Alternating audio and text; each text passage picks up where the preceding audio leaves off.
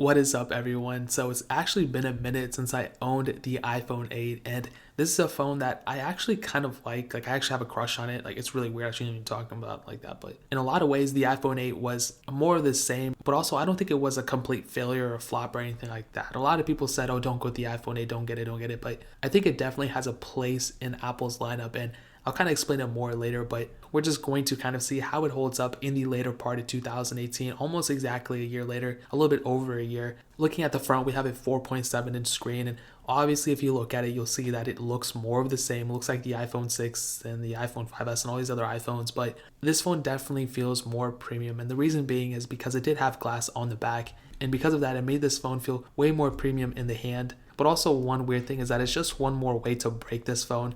And as you can see on my iPhone 8, the back is actually cracked. And it is kind of an annoying thing because, like you could easily still use this phone on the front and everything. But I'm not really a huge fan of glass on the back because it's just like one more thing to break. Like I said, wireless charging, everything still works, but it just doesn't look good. Like, I run my fingers through it doesn't scratch my fingers or anything, but it's just a little awkward and it doesn't look good on camera either. But I mean, it is what it is. The iPhone 8 Plus I have is cracked as well, so these phones just crack for nothing.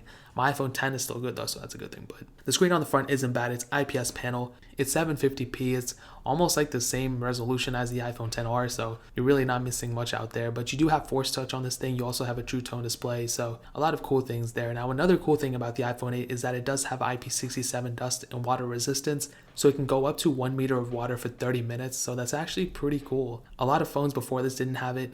The iPhone 7 Plus had it, the 6S and 6S Plus did not have it either, but it's really cool that this phone did have it, and it's one more reason to just kind of, hey, I'm gonna go for a run. It's raining, but my phone's not gonna get wet. It's kind of things like that. You hope to never dump this in your toilet or accidentally throw it in the bathtub or something, but sometimes it happens, and it's very good to have IP certification on your phone.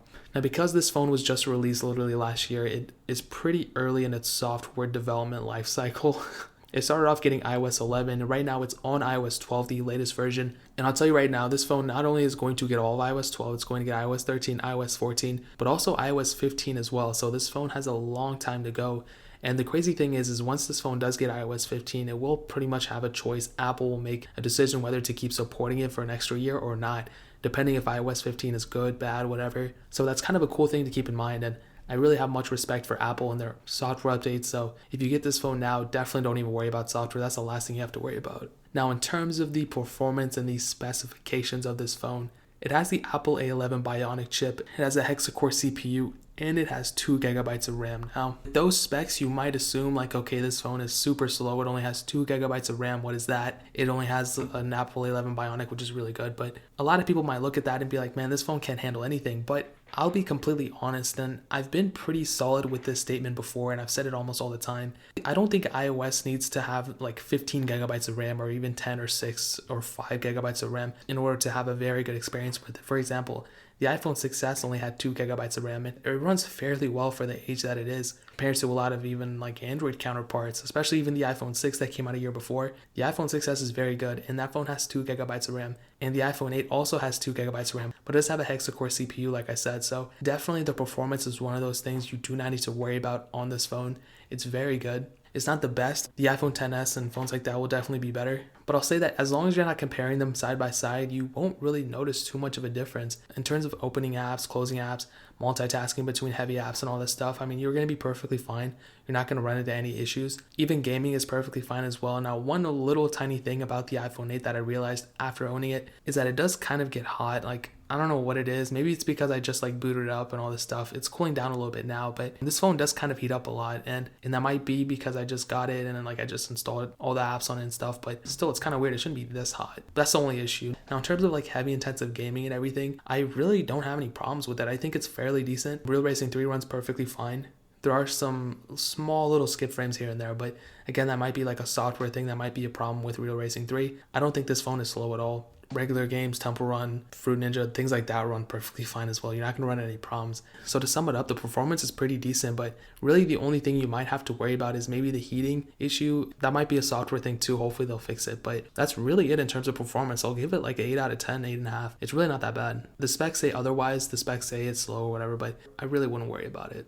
Now, in terms of the camera, it has a 12 megapixel single camera on the back, It does have optical image stabilization, which is good. Now you are able to shoot 4K at up to 60 frames per second and 1080p at up to 240 frames per second. Now one little slight thing about this is that because it doesn't have the secondary lens, it doesn't really allow you to do things like portrait mode or portrait lighting or 2 times the amount of zoom or anything, which is kind of sad because I feel like portrait mode could possibly be done in software without having to have a secondary lens, but I totally understand. Now this phone is actually pretty good in terms of the camera. Like I said, it's very good. You have OIS on it. It is kind of a wide angle lens a little bit, so you are able to kind of get more of a photo, not really, but kind of, and it's a pretty good sensor. Like I said, with cameras now, I think they're just so good that you can compare one camera to another. You can compare this to an iPhone XS and you'll find obviously the XS has more features and it's going to be better, but I'm sure the iPhone 8 won't be that bad either. The camera here is pretty good. It's definitely a pro, and if you get it, I don't think you're going to be taking professional photos with your iPhone 8, so it'll definitely get the job done. If you're getting family photos or whatever, you can definitely get good quality photos out of this, so don't even worry about camera quality. It's definitely good.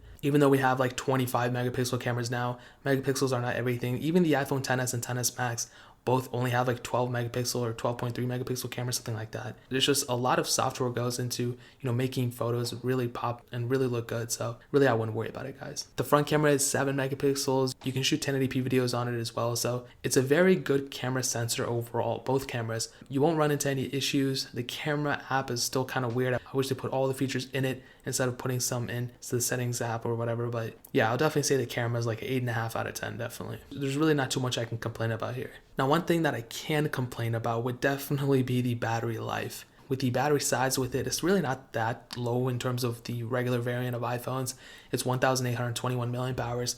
And on stock, dude, I'll be honest, the battery life just isn't really that good. I've seen better battery life from my iPhone 6, which is pretty weird. Even the battery health on this isn't that low. I'm still over 90%. I figured iOS 12 might increase battery life a little bit, but it really didn't. With the iPhone 8, I mean, it's mostly a hardware thing. This phone is spec pretty high. It's not like most performance heavy phone ever, but I feel like if they put like a 2,000 milliamp hour battery in here, it would have been way better. But I believe the battery life went down from the iPhone 7, which is pretty weird. I wish they increased it a little bit, but again, like, it's not a con of this phone. It's definitely not like a horrible aspect of it because it still works and everything. You do have Qi wireless charging, so that's definitely a pro, but it's still kind of weird that the battery life isn't that good. I mean, if I took my iPhone 10 usage and put it on my iPhone 8, I probably would have to charge it by the end of the day. I would definitely have to charge it by like 7, 8 o'clock, just because even though it's not spec heavy as my iPhone 10, there's just the battery size isn't that good. So that's definitely a sad thing, but that shouldn't really deter you from getting this phone, in my opinion. There's a lot of good things with this phone.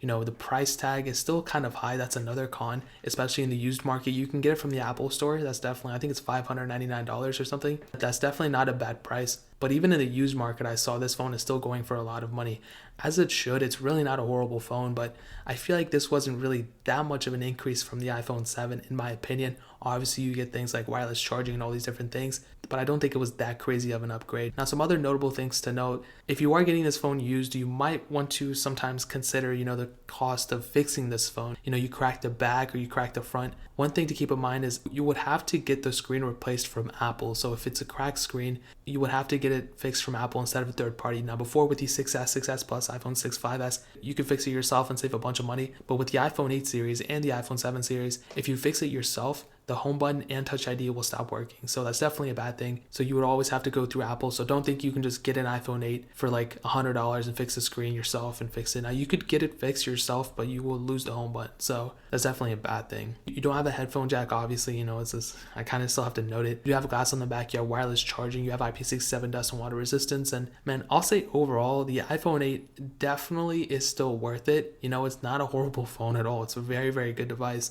But what I will say is that I think the battery life does really rub me the wrong way. I think that was the one weird aspect of this that just kind of, maybe, I'm not going to tell anybody that this isn't a good phone. Obviously, it's a great phone. It's better than all the iPhones before it. But the fact that not only the things that I complain about, but also the price tag is still pretty expensive. Even the 64 gigabyte variants, sometimes I've seen them for over $300, and it's pretty crazy because I don't think this is a $300 phone. I mean, if you've seen the iPhone 7s, they're selling for like less than $200. I don't think this phone was that much of an upgrade from an iPhone 7. So what I'll say is, if you're in the market for an iPhone 8, definitely get it. You're not going to regret it. If you have all the money in the world, definitely you should get an iPhone XS. I don't know why you're getting an iPhone 8 for. But I'll say that if you're kind of in a pinch and you don't know whether you want this phone or that phone, I will be doing a comparison in either tomorrow or whatever about the iPhone 8 and all these other iPhones as well, the 7, the 6S, comparing all those phones to the iPhone 8 on the latest version to kind of see should you get it or not. But what I'll say is the iPhone 8 is an amazing phone. If you get it now, it's going to last you for a very long time. If you don't care about battery life and you're always around a charger or you're always on a desk and you can just plug it in, it's not a big deal, or you just put on your wireless charger, then yeah, 100% get it. I think it's definitely a good phone, but sometimes you might get a better deal if you just get a one generation before. So I'll leave a link to an iPhone 8 in the description below, as well as an iPhone 7. I get the prices through Amazon, so if you want to purchase them straight through there, I definitely appreciate it because it does actually help out the channel if you buy things through that link. So I was trying to find the lowest prices and link them down below for you guys, but that is pretty much it. If you guys have any questions or anything like that, leave it down in the comment section below. Hit that like button, that'll mean so much, but definitely hit that subscribe button. Every single subscriber we get really does count, so it'll mean so much if you guys could hit that. Also check out the other links down in the description as well. My Twitter, my Instagram, my second channel. I do a lot more iOS comparisons. I'll start putting more iPhone 8 videos on that channel as well, so definitely check that channel out. I really appreciate it. But more importantly than everything else, I love every single one of you guys. Hopefully I'll catch you guys in the next video. Peace out till then.